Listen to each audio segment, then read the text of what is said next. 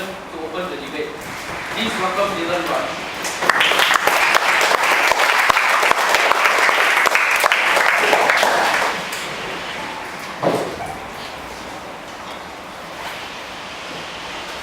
In March 2012, 14-year-old Amanda Choi befriended an elder stranger on Facebook. The two grew close over time and developed a sexual relationship. When her schoolmates discovered a video of her having sexual intercourse with this man, Amanda Choi was relentlessly mocked. Her email was bombarded with all manners of insults. Humiliated, abandoned, and ashamed, Amanda Todd fell into a deep depression. 7 months later, she hanged herself. Now sadly, Amanda Todd's story is not unique. We should not abandon our children to the cruelties of cyberspace, and for this reason we are housed to close today. And now on to my policy. Clause 1. Email and social networking websites must give the account password of the child to the parent on request. Clause number 2.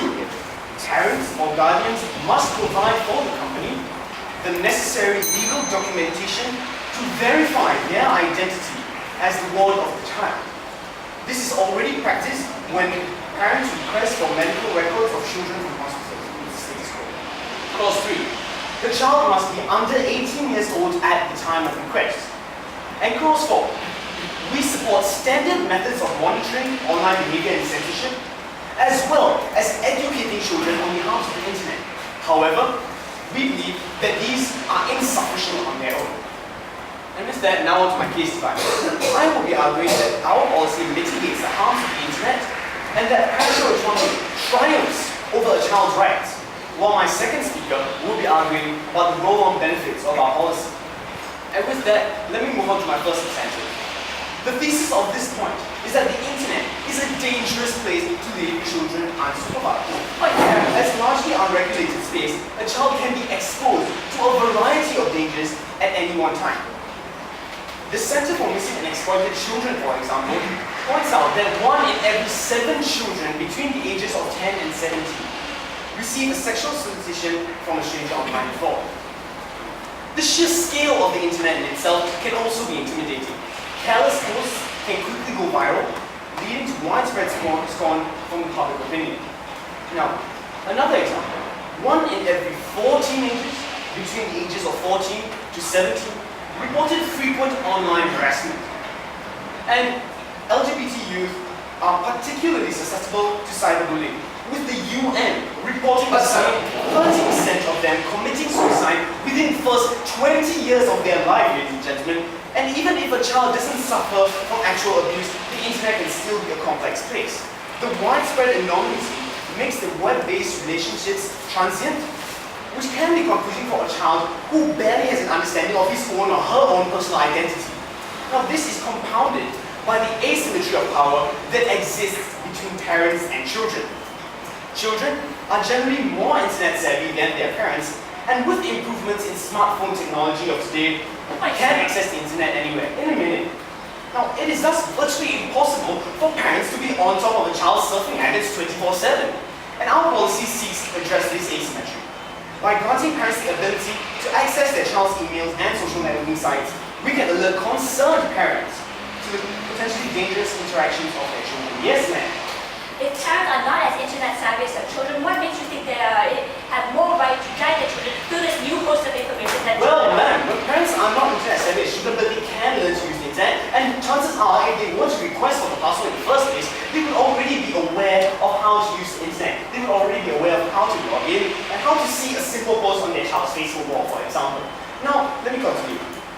This valuable information that I've described before gives them the opportunity to intervene when necessary, whether by providing the necessary counsel and advice, or by pulling the plug on their online activity altogether.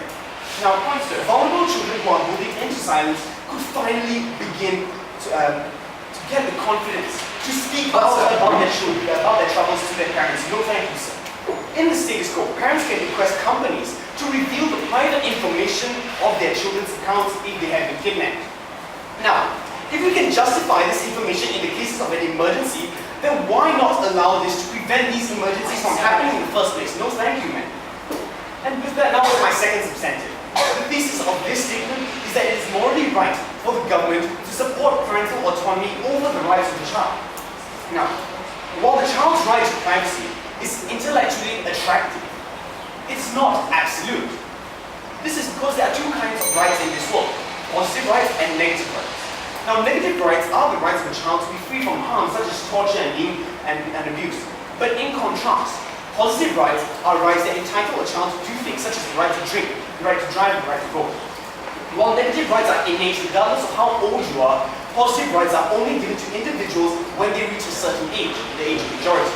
For instance, you can't get married or smoke until you reach this age of majority. And we contend that children lack the necessary physical and mental maturity to properly harness the right to express themselves freely and privately on the internet today. Furthermore, we believe that any rights that children possess can be undermined by their parents, as parents are the sovereign guardians of their children and are morally and legally empowered to make decisions on their behalf. From the moment the baby is born, for example, to the age of majority, parents are allowed to control virtually every single part of that child's life.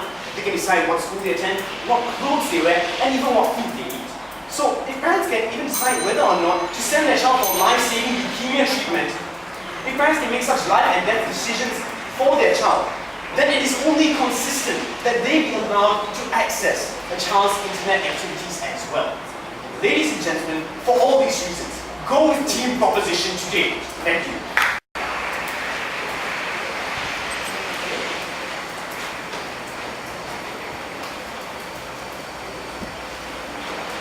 Ladies and gentlemen, when you first learn to ride a bike, of course you start with training. You need that help when you start. But however, when you grow up, there comes a time when those training wheels need to come off. And given this, we believe that it is imperative of the opposition today to protect child development and the principle of individual privacy, because the policy and the stance they have provided actually harms the child's security and harms their development. Now, before I move on to the opposition's case today, onto three remarks. Firstly, on the idea of parental autonomy, and secondly, the extreme cases they have provided us, and thirdly, how LGBTQ culture are even more harmed than others. So on to the parental autonomy. Now, although the opposition acknowledge that there is a level of duty of care in the parents, but we believe that making them request the passwords of social networking accounts is an extreme measure. We believe that it is extreme for them to request such a private and sensitive information when in fact they don't actually account to anything. When in fact that they don't solve any problems in the state. And furthermore, how can these parents guide these children when they have not themselves experienced these cyber issues? And furthermore, I question this proposition and how the parents will react.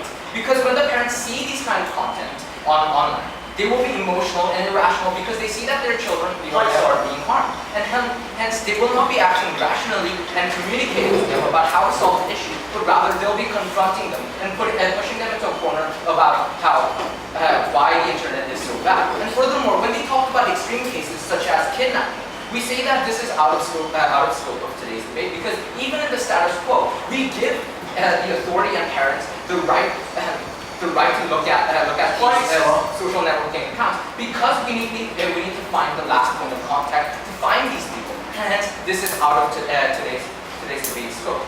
So, onto our case tonight. I, as the first speaker, will be explaining the interest of child development, and my second speaker will be explaining the principle of individual privacy. So, on to my substantive. I'll be explaining the interest of child development through two layers. Firstly, on the idea of security, and secondly, on the idea of development in itself. So on to security. Now, I'm going to be doing this by analyzing the proposition's paradigm. So when there is a social issue, what is going to happen? When there's a social issue, what can these parents actually do? First of all, there is nothing that they can do because of the policy they have just created. These children are going to feel distrust towards their parents, and they won't be uploading anything that's too compromising or personal on their accounts. And furthermore, because of the anonymous nature of most of these cyber issues, we see, hold on a minute, sir, we see that there is nothing that can be done. Yes, sir. You see that parents are irrational and will react emotionally. But when children are faced with difficult situations, they do not have the maturity to I'll be dealing they'll be even more emotional. Thank you, sir. I'll be dealing with this further in my on my substantive about how there are already safeguards in place in society to deal with this. But quickly, let's say the fact that there are existing online support groups and counseling shows us that parents are not really necessary when kids themselves can react and deal with it. So back onto my substantive. And second reason why these parents won't be achieving security through this policy. Even if these parents try to act, because these parents are people who are out of touch with these cyber issues of today, people who are not able to fully comprehend with the issues that these children are facing. And even if they find the perpetrators, they won't be able to do anything because it doesn't stop any further future bullying or attacks. Because these issues still exist in our current society. And furthermore, when there is monitoring, like I've said before, these children feel distrust, and hence a siege mentality is created. And a siege mentality is when a person feels that he is constantly being attacked, watched, and suppressed. And this is the kind of mindset that causes these children to retreat into isolation, to retreat into shadows, and actively hide their life from their parents by creating fake accounts. And this is especially dangerous because it creates a false sense of security. Hence, because these children have now gone further away from these parents, these children are more vulnerable and unprotected. So let's quickly look at the infrastructure and safeguards we have today in our state society. We have report mechanisms, privacy settings, education, and online support. What these mechanisms do to achieve security is that they create a safety net for these children to access enough information, and a specific professional guidance from these professionals, and so that they can actually deal with these issues independently. An example of this is an organization called Stop Cyberbullying, which directly deals with an issue of cyberbullying on a case-by-case scenario with each child with professionals. And these are the safeguards that, ladies and gentlemen, we should be promoting and developing further today, ladies and gentlemen, when this motion explicitly disregards these safeguards. So quickly on to the second layer of analysis on development. Now, what we're promoting today is a progressive parenting, ladies and gentlemen, and we're going to do this through a direct face-to-face communication. We're allowing these parents to have awareness of what's going on in their children's life, but at the same time, we give them a way to understand how these children feel. And with that understanding, parents can be actively involved in their lives and give proper guidance to the social issues that need guidance. However, in the propositions policy, what happens is that a divide in this parental-child relationship is created, and this is because there is no understanding between parents and children, and this is because parents interpret fragmented statements out of context, and because of this, because siege mentalities are getting created, harming the child's security. For all I have shown you today, because the opposition is the one who holds the interests of child at heart, walk with the opposition.